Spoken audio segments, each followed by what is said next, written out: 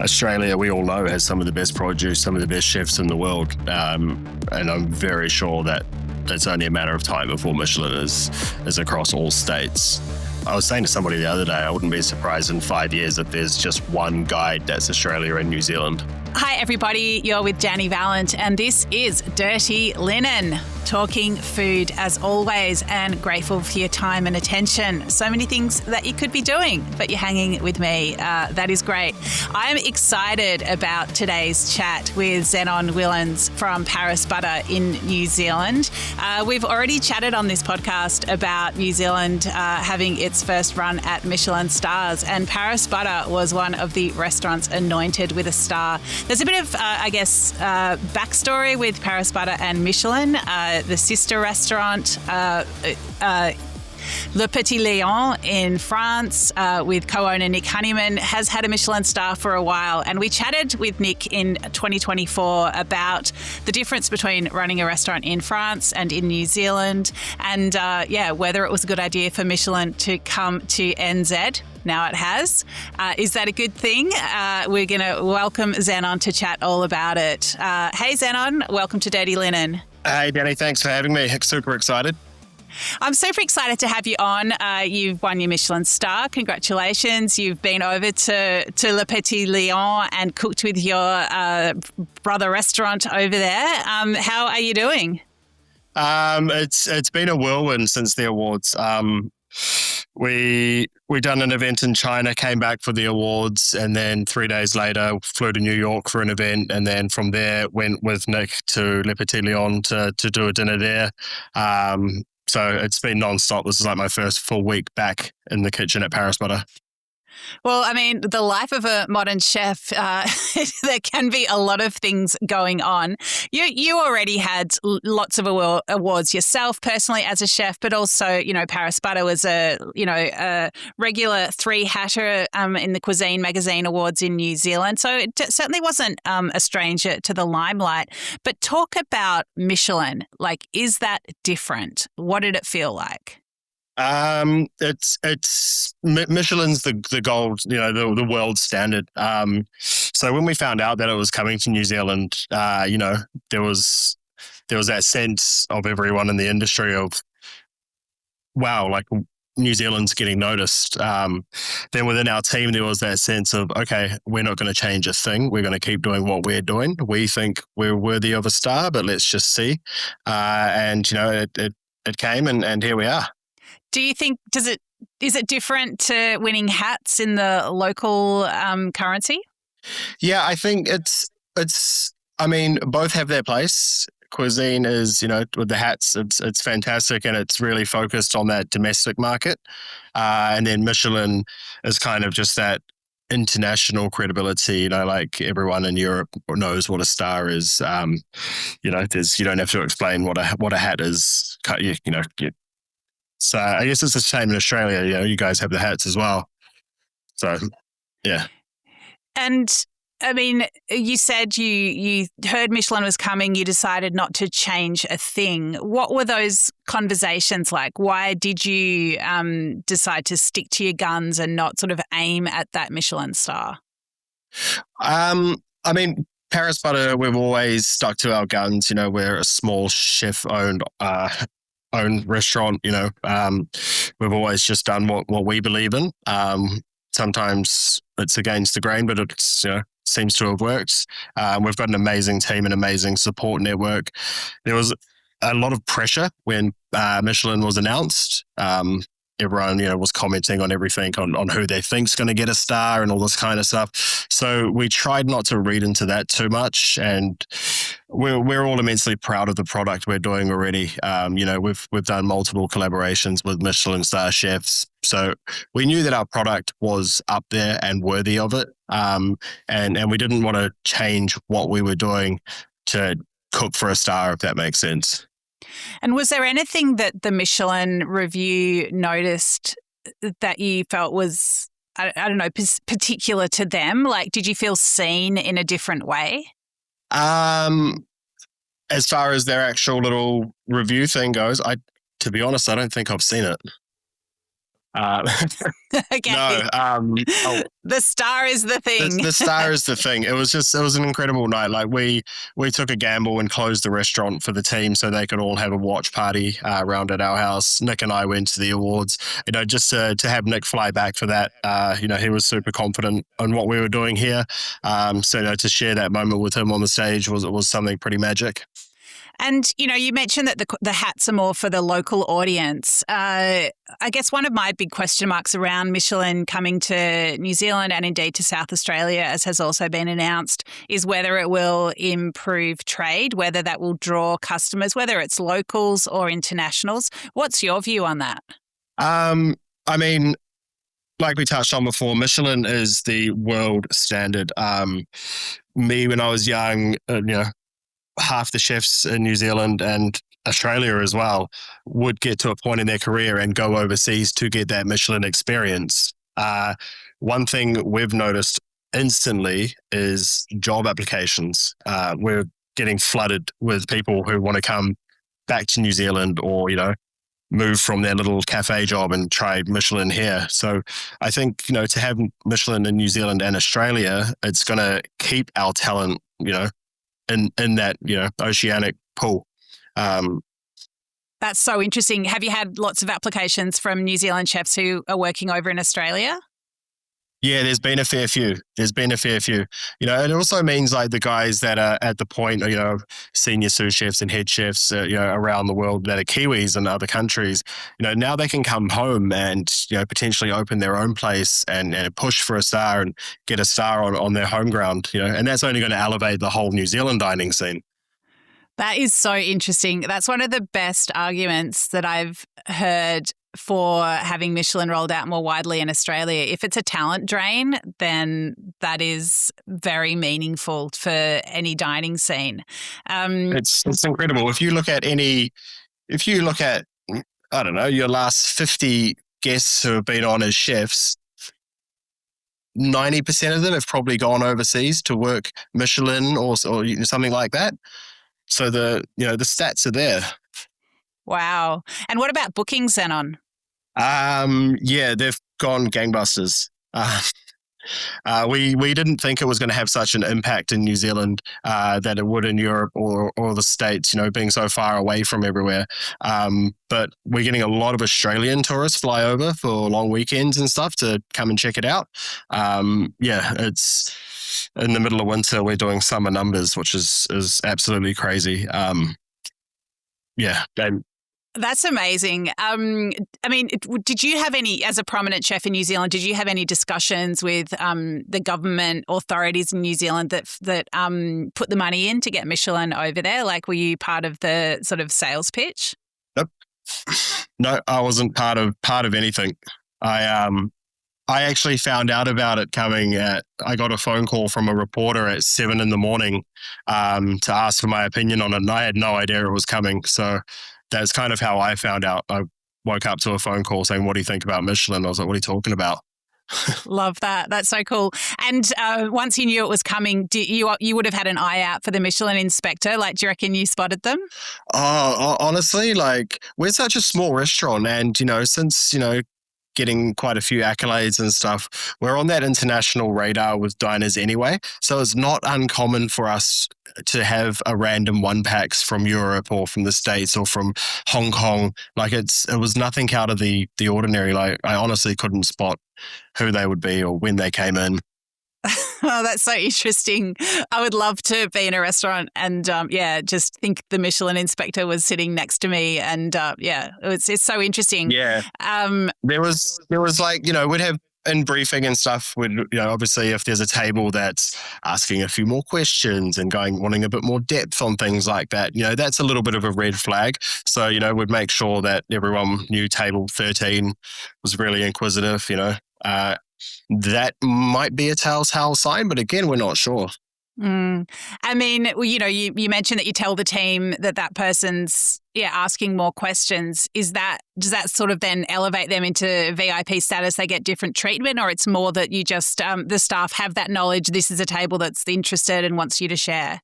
Yeah, I mean, every table we treat the same from when they make the bookings to when we do the personal call on the day to find out a bit more information about them. The chefs, we run all of the food. So it's kind of, we're just letting each other know, like, oh, table 13 wants a bit more information. So, when you're running that course to them, you're going to be there for 5 minutes and that's okay. Yeah. And do you think having the connection with Nick and Le Petit Lion over in France that, has had a Michelin star for a little while now, do you think that was an advantage, or do you think that is an advantage in you sort of benchmarking yourselves internationally? Yeah, I think so. I mean, to have now we've got 2 stars in the group, which is incredible. But prior to that, it was 3 hats and 1 star in the group, which was incredible as well. Um, but to know that, the food that we're doing here and the food that Nick's doing in France, Nick and I have cooked together for the last 9 years. Our food is very, very similar, just kind of with different produce.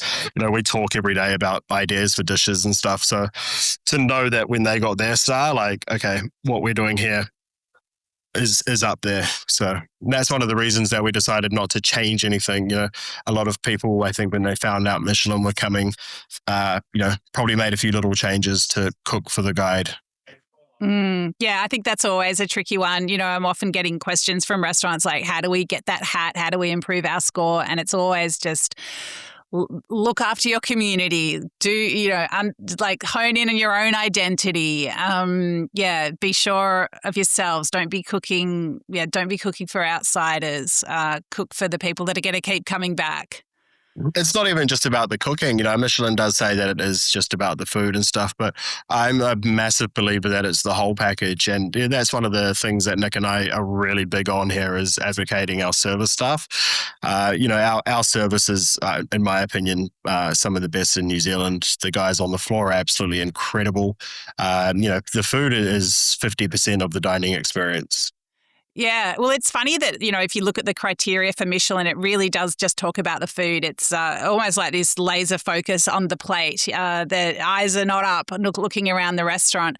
But, I mean, how do you think they might assess that? Is it about like the whole restaurant experience supporting the food? Or do you think there's no way that they can't notice the other parts of the experience? Well, they definitely notice it because they've got subcategories within the awards of, sommelier of the year, service of the year.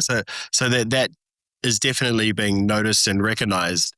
I think, I think any kind of judge, I'd hope, would be not just looking at the food. I'd hope they'd be looking at the entire dining room, the way one of my commies interacts with one table when, do they do it the same at another table, or our sommelier, is he, pouring the same wines on the pairing for this table and that table kind of thing? Was one table getting treated different? That's one thing we try to stay away from. I guess one of the criticisms of Michelin and many restaurant awards is the fact that they only hone in on the diner experience. They're not really looking at restaurant culture. We know that Michelin can put a lot of pressure on restaurants, whether that's they're going for the star, going for the second star, or, just trying not to lose a star. And, hospitality workplace culture can sort of fall by the wayside. I guess one of the controversies of the New Zealand Awards was that Amersfield received Michelin stars after Chef Vaughan Marby left the business under a cloud of poor behaviour. Do you think that there's a place for acknowledging or looking into workplace culture when assessing restaurants? Yeah, 100%. But you can't scathe an entire business based on one person's actions. Like, yes, the face of the business needs to be, clean and all that kind of stuff. But I think Amersfield getting a star was completely justified. What the guys are doing in that kitchen is phenomenal, whether chef was there or not, or what was happening. Like, there's a massive team there. Like, I think to punish a whole team for one person's actions, is completely unfair. But I do think that awards do need to look at that, the culture of that place. But then how do you do that fairly, It's a big question. I mean, I think about that as a restaurant critic myself. I would love to know what's going on behind the scenes. If everyone's being paid properly, do they have their super? What's the HR like? Is anyone being felt up in the cool room? You know, I would love to shine a light on restaurants that are doing all the right things and, keep the spotlight away from restaurants that need to take a good hard look at themselves and make improvements. But yeah, how do you do that? Especially in a media landscape that is pretty tight and everyone's rushed and, you know, there's a lot of pressures and things can change so much. Like one person can come into a restaurant and completely change the culture for good or for bad. I mean, do you have a sense of how we could be doing these assessments in a better and more holistic way? That's such a tough one. I think that I'm just basing it on the Auckland community of restaurants and, you know, industry. I think everyone knows where good culture is, you know, and you know, you hear it through the grapevine of, oh, that place is, you know, this and that place is that, or this place is doing amazing. Like, you know, they really look after their team. You know, they've got counseling sessions available for team members, all this kind of stuff. Like all of that trickles through the industry. I don't think there needs to be a big media probe into it, if you know what I mean. Yeah, it's a tricky one because I guess another thing as a critic is that you try to keep yourself at arm's length and you're not in amongst all the gossip and the hearsay about who's doing the right things and who's not. It's not necessarily something that, you know, speaking for myself, that I would hear about, except when something kind of comes to light through some kind of expose. But I don't know. I think it's just such an interesting question. We're not going to solve it in this conversation.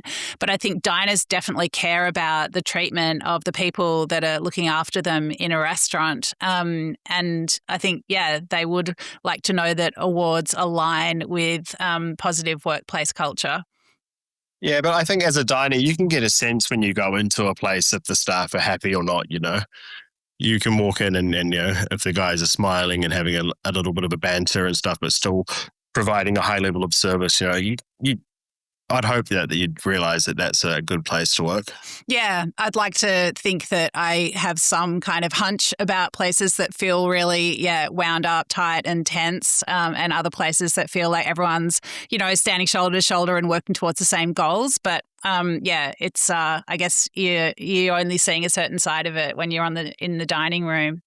Zennon, you know, let's talk more about Paris Butter and about your work as a chef. You know, what is it that drives you? What do you love about what you do? I mean, that's changed since I've brought into the business and brought into the business with Nick. Prior to buying into the business, it was trying to turn this place into like a really reputable restaurant. When I started here, it didn't have any accolades and it wasn't getting the attention that I thought it deserved. So we really honed in on that. And that was kind of my focus for probably the first 5 years here. And then buying into the business, my focus has completely changed. My focus is the team and the team's growth. I mean, one of our junior waiters just entered his first sommelier competition and he came third in New Zealand for junior somms.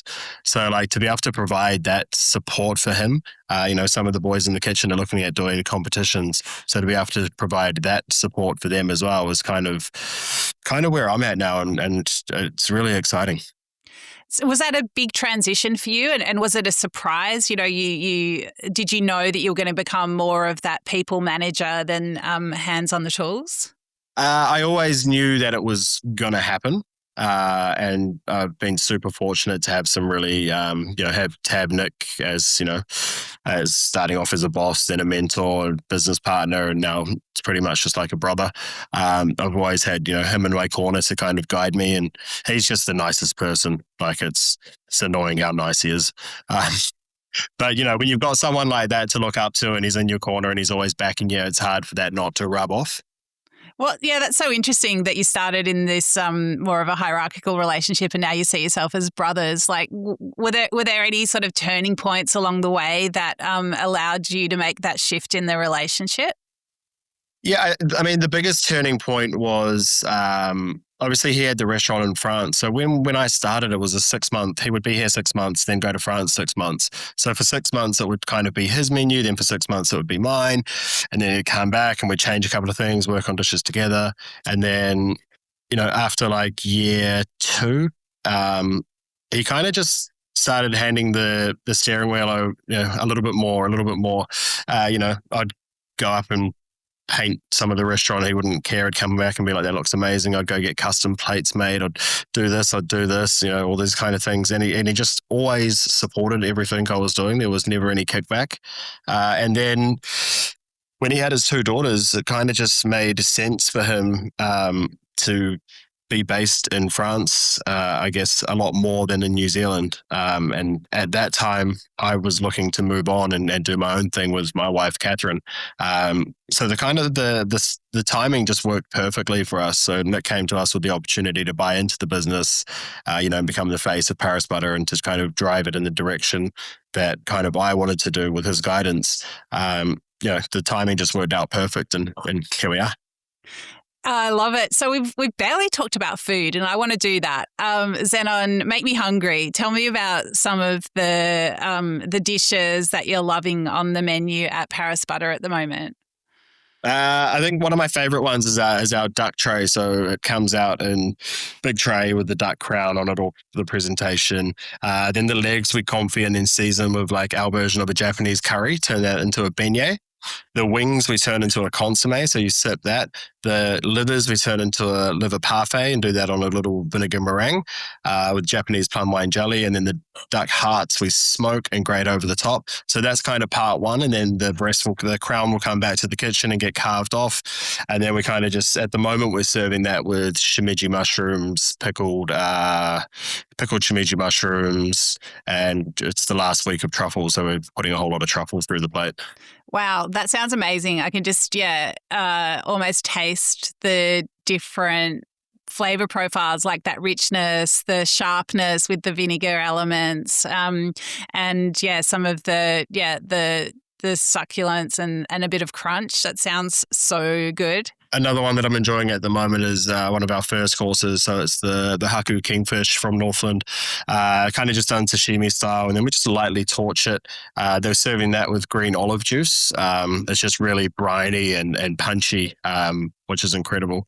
I mean, our whole thing with our food is it's New Zealand produce through the lens of memories and travel. So it was a philosophy that we kind of came up with to not pigeonhole ourselves by saying, we're doing this kind of cuisine or we're doing this. Like, Auckland is, much like Melbourne and Sydney, it's so multicultural. I think not to champion that and to lean into that and use that for inspiration would almost be arrogant. So whose memories is it? Is it just yours, or the team can tap into their own memory bank? Everyone. We do weekly projects here, fortnightly now, fortnightly projects. So it was actually a concept that I took from Momofuku when I was there. Every fortnight, the team does they might do a dish, they might talk about a wine on the menu, something creative kind of to let them kind of have a little input. And those dishes never 100% make it on the menu, but it might be a component of a dish that I might taste and be like, oh, that's going to work really well on the dessert. Let's make that happen. Or one of the guys might be talking about a wine, and Joe, our restaurant manager, and Som, he's got a really cool program where it's the wine of the week and the wine list. So each of the front of house staff chooses a different wine that they want to learn about. So it's that really kind of culture is really playing into that. Yeah, it sounds like a lot of engagement through the team, which must be, really fantastic for staff retention as well as, the vibe. Zennon, what about you over at Le Petit Lion where you just were? Like, what was a dish that you thought people were just really getting around? Yeah, I mean, well, I went over and did the one of the courses. I did the duck tray there because I wanted to show Nick how we do it from start to finish, and kind of, I'm pretty sure it's going to be on the menu over there. But like to do that kind of same thing, but using the obviously French duck, which is just huge. We're getting 4 portions out of one breast, like phenomenal. And then we're doing that with smoked balsamic and barbecue grapes. It's absolutely insane. Is there a difference to the way people want to eat in France compared to New Zealand? Heaps later. I think people still want to eat delicious food. It's just the timings. I mean, our first booking here midweek is 5:30, and our last booking is 7:30. People in Auckland just don't want to eat late, especially in winter. Service doesn't start in France till 7:30. Wow, that's quite a different rhythm. Yeah, yeah. Yeah, it makes me think of, being in France in summer. Like, you just want to walk around the square, have a spritz, take it slow, sit under a beautiful tree, and then, mosey on over to the restaurant a little bit later. That totally makes sense. Yeah. So, Zennon, what next? Is it, are you allowing yourself some time to celebrate with the team, or is it just head down and onto the next challenge? I mean, we're just flat out at the moment, so it's head down for now. There's a couple of things on the calendar, nothing confirmed yet. One of the things that is confirmed is Oz Harvest. I'm coming over for that, which is super cool. Nick's coming over for it too, so we'll get to hang out in Sydney with some of our industry mates that we have there, which is really neat. But other than that, no, it's just making sure that everything here is just ticking along, and the guys have everything they need. What would you say to Australia, whether it's Tourism Australia? I don't know who looks into these things, but they're weighing up whether or not to invest in Michelin rolling out more broadly over in Oz. What would you say to them? I mean, I think it's an analogy that Nick used. Probably, I think it might have been in the podcast with you. It's essentially what it's done is it's put us in the Olympics as opposed to just the Commonwealth Games. We've always talked about New Zealand's got amazing produce, and we're doing this and this and this, and now we've backed it up. And Australia, we all know, has some of the best produce, some of the best chefs in the world. And I'm very sure that it's only a matter of time before Michelin is across all states. I think I was saying to somebody the other day, I wouldn't be surprised in 5 years if there's just one guide that's Australia and New Zealand. It's such an interesting landscape. And I think that talent, attracting talent with the Michelin star is such a good argument for, the industry getting around it. You just wouldn't want to be the only state or territory without those draw card businesses. Yeah, I think, and there was massive debates here about, the hats and Michelin, and can they coexist and all that kind of stuff. And I really think they can. I think it's a kind of a stepping stone, a beautiful one. Like there was places that got a star that don't even have a hat. Like, I think there's room for both guides. I think there's, it's just a really exciting time. I love it. Yeah, I think the more light that's shone on restaurants doing a great job, that can only be a good thing. I would welcome it, and it would be so interesting to see if Michelin assessed restaurants that I know in a different way to the way that I would. I know that when I've travelled in Michelin places that have the Michelin guide, I found it so interesting to benchmark Australian restaurants against, a 3-star or 2-star. It is so interesting to just have that calibration. So such exciting times. Zennon, just tell us, what do you love about what you do? I mean, I've always just been a chef since I left school. So I guess what I love about it now is, I'm very fortunate that I get to travel and go to all of these cool events overseas, and do them with friends in the industry, and, support the young guys coming up. And, we were just in France, like we were talking about, and to see like the daily reviews and all this kind of stuff come in, and everyone is just so happy. And the team is crushing it. That's what I love about what I'm doing now, is seeing these guys crush it. And why do you think restaurants matter? I mean, restaurants are one of the most important things in any kind of society. I think it's a meeting place. It's a place where you can literally break bread with somebody. It's where you can catch up with friends. It's where you can try new things. It's where you can switch off from the world for a few hours, And for someone who delivers that experience, what does that mean to you? What does it mean to me? It's super cool. It's super cool. I think I said to the guys the other day, I was like, this is what we do. We're in the business of letting people switch off for a few hours to get looked after. We're providing a service. It's not just a hot dinner. Like, we're providing a really lovely service. Making the world a better place? I think so, a little bit, one table at a time. Definitely. Zennon, really great to catch up with you. I think you've thrown some really interesting light on the coming of Michelin to New Zealand and what it means. Can't wait to get over and try that duck tray. It sounds exceptional. And you've definitely put the idea of popping over to Auckland for a few meals in my mind. So, Awesome. Well, let me know when you come over. Definitely. Thank you so much, Zennon.